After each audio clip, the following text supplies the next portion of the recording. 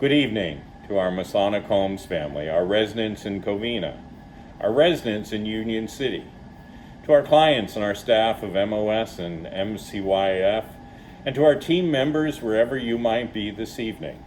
Well, it's Monday, July the 20th, and I'm going to get right to the news. But before I do, I'm going to take off my mask so you can probably hear me a little bit better.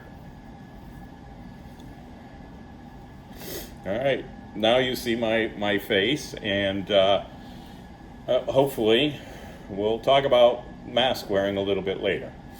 All right, so right to the news. As you will recall from Friday's video message, we did have 2 of our staff members who tested positive. We had a staff member in Traditions in Union City, our memory care unit, who tested positive. Her last day at work was the 7th of July, so that is now 13 days ago, and we had all of our staff members and all of our residents tested, and they all have come back as negative. So 13 days ago was her last day of work. She has had some symptoms, but she's doing well. Now, the other staff member who works over in Lorber 4, did work on the 11th of July, so it's 9 days. Now, we have tested, once again, all of our staff members and all of our residents, and we unfortunately have not gotten all those test results back yet. But the ones that have come back are negative, and we still do not have any residents or any staff members who are showing any signs or symptoms of COVID-19. So that's the good thing. So as of today, we still don't have any additional positive test results other than those 2, which is good news. And the longer the days go, of course, the less likely that we're going to be seeing anyone who's going to be exhibiting symptoms of COVID-19 or is going to test positive for COVID-19.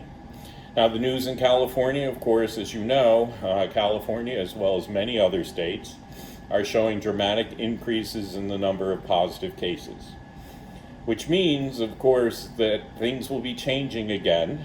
And in Union City, we had to stop visits, and we suspect in Covina, which is LA County, that we will most likely have to do the same and stop the visits. Now, unfortunately, it was a very wonderful program, but we'll have to be on pause, I'm sure, for a while, and hopefully it'll just be a few weeks. In terms of mask wearing, and the reason I was demonstrating wearing the mask is because it is the law. So, if you're on the campus, if you're in your apartment, you do not need to wear a mask. However, if a housekeeper is coming in, or maintenance is coming in, or you have a caregiver coming in, you will need to put on your mask while that person, that staff member, that team member is in your apartment with you. If you leave your apartment, you are to be wearing your mask, and you are to be maintaining your social distancing, and you are to be frequently washing your hands. That means when you leave your apartment, you should wash your hands. When you get back, you should be washing your hands. And you should be using the alcohol-based hand sanitizers when you can. When you go to the elevator, if there's more than 3 people in that elevator, you shouldn't get in because you can't maintain a social distance. So I want you to really be careful. The spread in the community, as I said, is continuing, and it's getting worse.